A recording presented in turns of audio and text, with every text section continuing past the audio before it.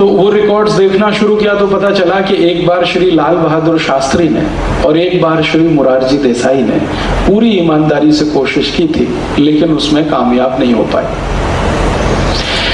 मोरारजी भाई ने जब ये कानून बनाने का तय किया तब तक देर हो गया और उनकी सरकार गिर गई। या मैं सोचूं दूसरे तरीके से कि उनकी सरकार गिरा दी गई है, क्योंकि उनकी सरकार को गिराने के पीछे जो तर्क था वो हमारे गले आज तक नहीं उतरता।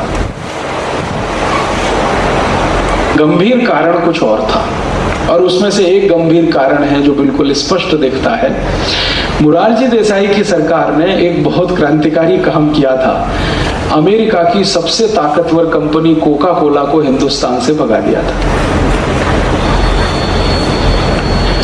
और वो भी इतने अपमानजनक तरीके से भगाया था कोका कोला को, नोटिस दे दिया कोका कोला को।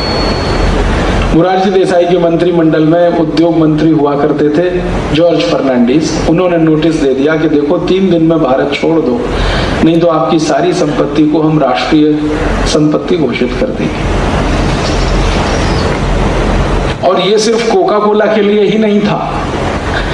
हॉलैंड की एक बहुत बड़ी कंपनी इस देश में है जिसका नाम है यूनिलीवर, जिसने नाम बदल के अभी धंधा शुरू किया हिंदुस्तान लीवर। इसको भी नोटिस था कि आप अगर अपनी शेयर इक्विटी कम नहीं करते तो आपका भी धंधा बंद कराएंगे।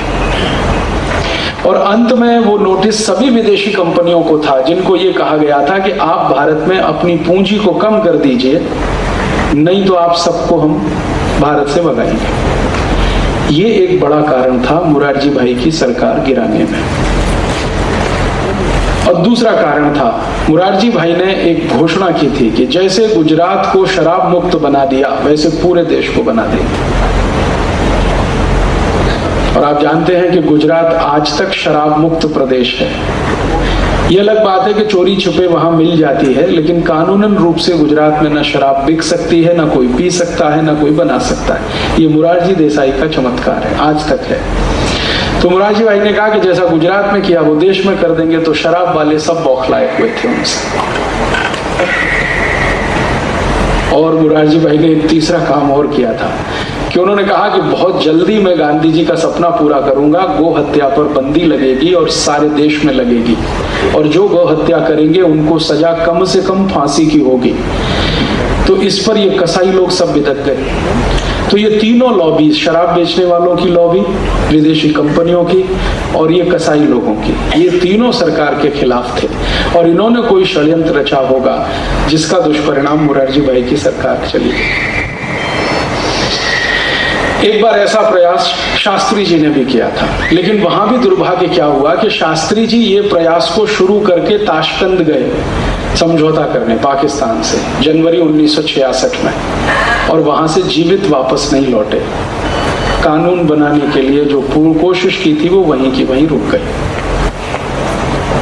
उसके बाद इस देश में आखिरी कोई प्रधानमंत्री था जिसने गोरक्षा का कानून बनाने का प्रयास किया, वो थे श्री अटल बिहारी वाजपेयी, जिन्होंने सवेरे सवेरे लोकसभा में एक विधेयक लाया और शाम को उसे वापस ले लिया। क्यों? तो मोरारजी देसाई श्री अटल बिहारी वाजपेयी की सरकार को समर्थन देने वाली 2 बड़ी राजनीतिक पार्टियां, एक का नाम तेलुगु देशम और दूसरी तृणमूल कांग्रेस, दोनों ने लोकसभा में कहा कि अगर ये विधेयक आएगा और बहस होगी तो हम अभी सरकार से समर्थन वापस लेते हैं और सरकार गिराते हैं। ममता बनर्जी ने जब ये बयान दिया लोकसभा में, तो बाहर आते ही उनको पत्रकारों ने पूछा कि आप ऐसा क्यों बोल रही हैं, गाय की हत्या बंद हो जाने दीजिए, बहुत समय से ये चल रहा है मामला। तो ममता बनर्जी ने जोर से कहा कि गाय का मांस खाना मेरा मौलिक अधिकार है, कोई कैसे रोक सकता है। किसी पत्रकार ने याद दिलाया कि आप तो ब्राह्मण हैं, पंडित हैं, बंगाली, और आप ऐसा बोलते हैं। उसने कहा सो व्हाट। और दूसरी तरफ ये जो तृणमूल कांग्रेस जैसी ही एक पार्टी है तेलुगु देशम, उसका जो मुख्य चंद्रबाबू नायडू, उसने हैदराबाद में बयान दिया कि अगर सरकार ने गो हत्या का विधेयक पारित कराया तो कल समर्थन हम वापस लेते। तो श्री अटल बिहारी वाजपेयी अपनी सरकार बचाने के चक्कर में वो बिल जो सवेरे लाया वो शाम को बिना बहस के वापस ले लिया। सरकार बचाना उस समय उनके लिए मुख्य था, गो हत्या रुकवाना मुख्य नहीं बना। मैंने अटल जी को उस समय एक चिट्ठी लिखी थी कि काश आपने सरकार गिर जाने दी होती इस मुद्दे पर, तो गारंटी की बात थी कि अगली बार आप 2/3 मेजॉरिटी से इस देश में चुनकर आते।